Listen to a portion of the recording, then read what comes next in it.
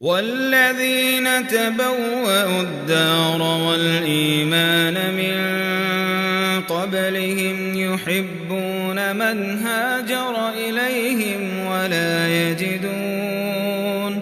ولا يجدون في صدورهم حاجة مما أوتوا ويؤثرون على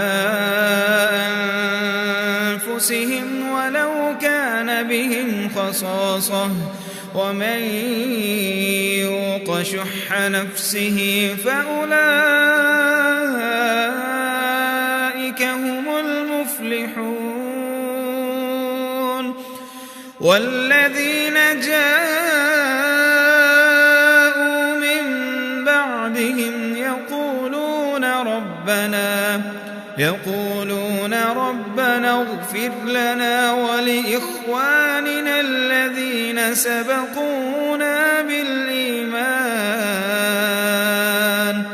ولا تجعل في قلوبنا غلا للذين آمنوا ربنا إنك رؤوف رحيم. ألم تر إلى الذين نافقوا يقولون لإخوانهم الذين كفروا من أهل الكتاب لئن أخرجتم لنخرجن معكم ولا نطيع فيكم أحدا أبدا وإن قوتلتم لننصرنكم والله يشهد إنهم لكاذبون.